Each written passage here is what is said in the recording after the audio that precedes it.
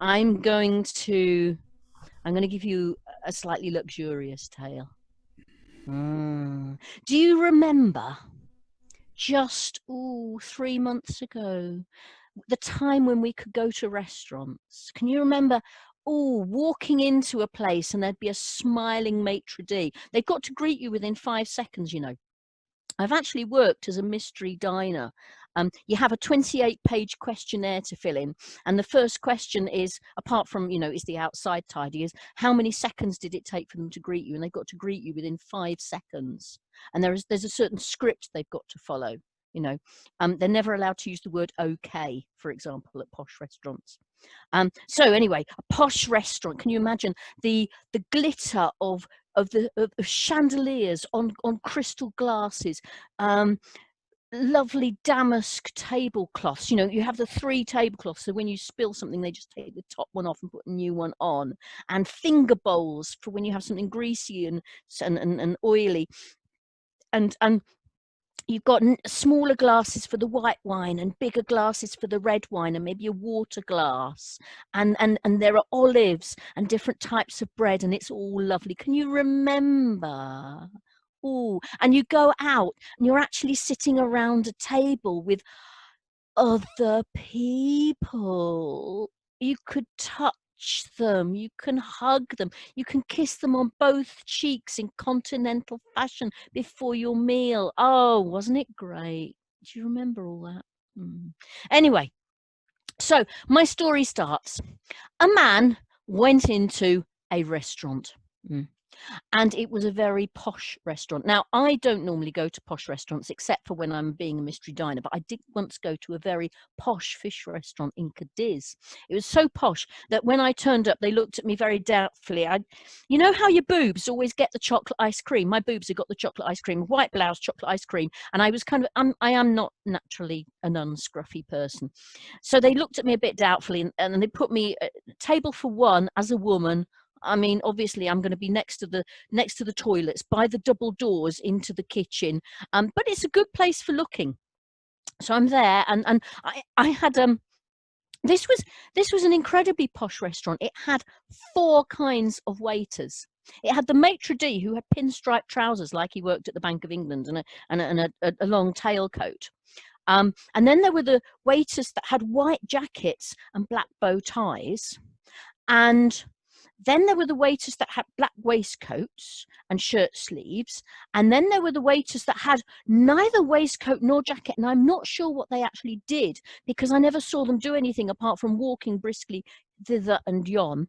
But anyway, the guy in the white jacket with the bow tie who took my order, he couldn't speak any English and I couldn't speak any Spanish. So every time I just pointed to something on the menu, he would go, as if to say, "Oh, madam, you have such exquisite taste." So I had all this lovely stuff with sherry and things, and monkfish in wine with raisins. It was so nice. Anyway, back to the story. So a man walked into a restaurant, and as it happened, it was a fish restaurant. And as it happened, it was an incredibly posh fish restaurant. And the man, he wasn't like me. He didn't have like chocolate ice cream. He was posh. And what's more, he was an habitué of the restaurant. He had been there many times. And so the head waiter, whose name was Gervais, knew him by sight and, of course, ushered him to the best table, the one in the bow window, not the one by the toilets or the kitchen doors, which is what a single woman gets. But when you're a single man who is an habitué, you get given the nice table by the bow window. So this very posh fish restaurant, it was so posh that they kept the fish fresh. They kept them in tanks. And they had a tank of fresh water for the river fish and a tank of salt water for the marine fish. So the habitué got up and he looked at the marine fish. And he looked at the river fish. And he went back to the marine fish. And he called over Gervais. Gervais, I think I'll take the squid. And Gervais went, very good, sir. Obviously in French. But Gervais was too well trained to show any trace of surprise, but he was surprised that this gastronome had chosen the squid, because the squid was a repulsive-looking creature. It was a wild squid. It hadn't been reared in captivity. It was a wild squid that had been captured, and it was a pale, sickly green colour. And where the tentacles joined, there was its kind of beaky mouth, and there was a sort of mole on one thing, and then there were hairs sprouting from one lip of the mouth. It was really quite a repulsive-looking creature. So the habitué sat down at his table in the window, picking at an olive, a few mixed nuts maybe, and Gervais is trying to get the squid out of the tank. Now the squid is an intelligent creature, and it knows that if it goes out of the tank, it is never coming back. And so that squid was suckering on to the walls of that tank for grim death. And as soon as Gervais, with a sharp stick and a sort of child's net, was prizing off one tentacle, another tentacle would latch onto something else, and it took him the dickens of a job to prize off all the tentacles and every single sucker and get that flailing, desperate creature into that shrimp net and carry it out through the double doors into the kitchen. And the squid held on to the double doors, those double doors through which no fish had ever returned alive. And it was holding onto the doors, and they had to be unsuckered. And then Gervais took the squid into the kitchens. Now, they'd obviously had a bit of bird flu or COVID or something attacking the kitchen staff. They were a bit short-handed in the kitchen. So Gervais was doubling both as a waiter and as a commis chef. So he slammed that squid onto a chopping board, and he picked up a mallet to smash that squid between the eyes and stun it and knock it out so he could chop it up and give it to the chef to flash fry. And the squid looked up at Gervais with big squid eyes. Sorry,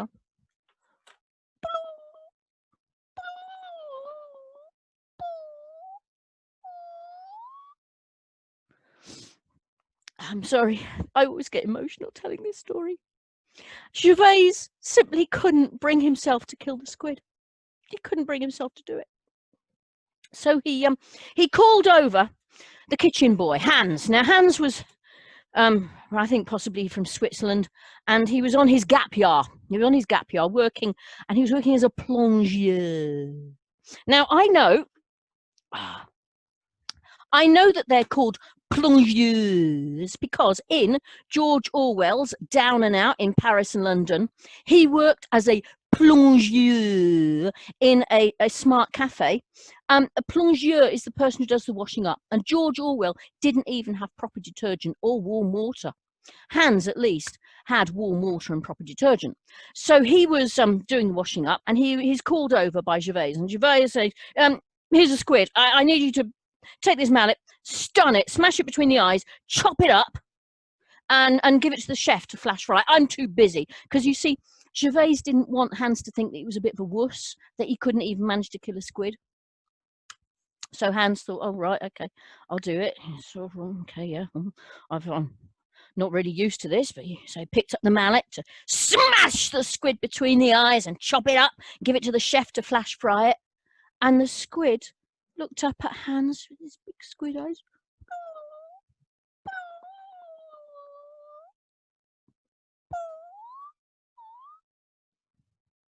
And Hans couldn't bring himself to do it. He couldn't bring himself to kill the squid. And that goes to show that hands that do dishes can be as soft as Gervais with wild green hairy lip squid. Thank you. I'll get my coat. I'm here all week, ladies and gentlemen. Fantastic.